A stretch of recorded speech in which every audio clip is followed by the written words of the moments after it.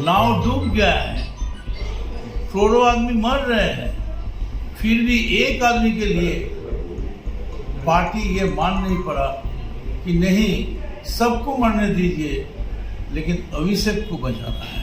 That the person who was standing day before yesterday and abusing the Ritobroto gang today is going there and sitting next to Ritobroto. Mamata Banerjee के एक और साथी ने TMC छोड़ दी है। बारी बारी से एक एक कर सब ममता का साथ छोड़ रहे हैं। अब टीएमसी के बेहद सीनियर नेता मदन मित्रा ने बुधवार को ममता बनर्जी का साथ छोड़ दिया।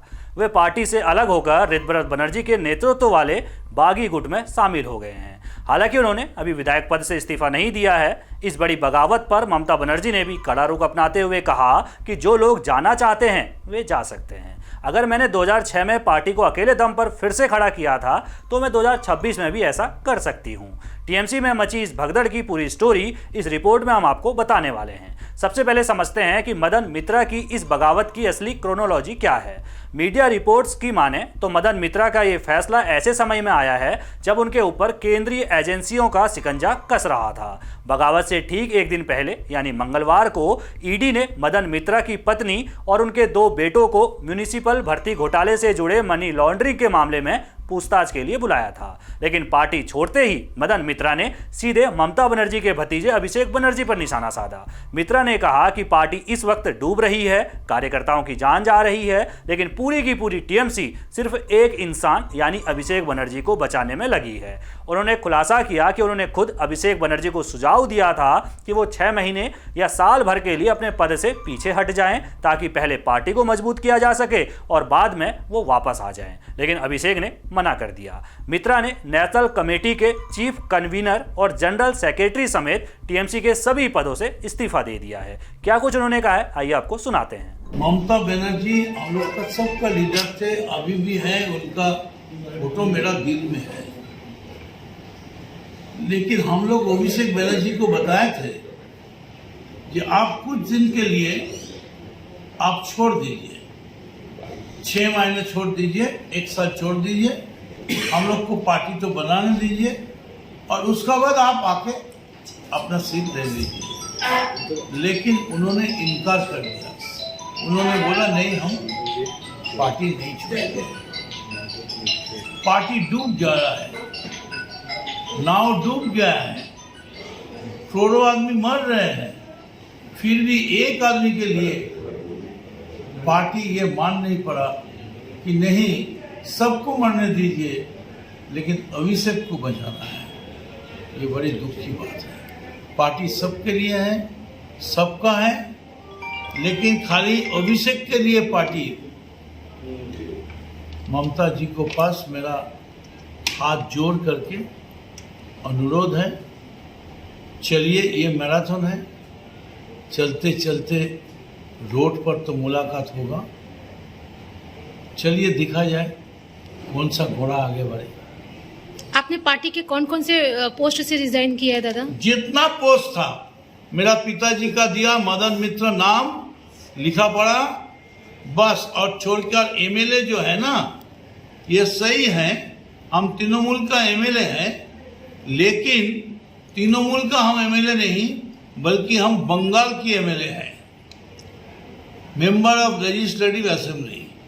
और वो भी हम तृणमूल को छोड़ दिया सब कुछ।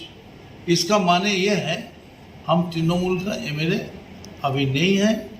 जितना पद, और वो जो पद था ना, उसको कहता है केला, केला पाता, आप जानते हैं, वो केला पाता में लिख देता है, केला पाता का पद है, हम सब छोड़ दिया है। मदन मित्रा के जाने के बाद ममता बनर्जी ने भी पलटवार करने में देरी नहीं की। बुधवार को उन्होंने कहा कि बीजेपी चाहती है कि मुझे हार्ट अटैक आ जाए, लेकिन मैं तब तक जिंदा रहूंगी जब तक कि उनका अंत ना हो जाए। उन्होंने आरोप लगाया कि उनके नेताओं को धमकाया जा रहा है। मदन मित्रा का नाम लिए बिना ममता ने कहा, आज जिस व्यक्ति ने पार्टी छोड़ी उसने कल ही मुझसे कहा था कि उसके पूरे परिवार को डराया धमकाया जा रहा है। ममता ने पुलिस पर भी निशाना साधा और कहा, पुलिस इस वक्त बीजेपी कार्यकर्ताओं की तरह काम कर रही है और हमारे नेताओं को डरा रही है। उन्होंने साफ कहा, अगर मैंने सेटिंग की होती तो हमें ये सब नहीं झेलना पड़ता, लेकिन मैं अपना जमीर कभी नहीं बेचूंगी। वहीं ममता बनर्जी की सांसद महुआ मोइत्रा ने कहा कि ये कोई हैरानी की बात नहीं है। कल ही ईडी ने उनकी पत्नी, बहुओं और बेटों को समन भेजा था, इसलिए वो ईडी के समन पर बागी हो गए। सुनिए क्या कुछ महुआ मोइत्रा ने कहा है। Sir, it's not a surprise because yesterday his wife, his daughters-in-law and his sons were summoned by the ED. So he has gone on the summons of the ED. See, sometimes when you invite me, I go on your invitation. He has gone on the invitation of the ED.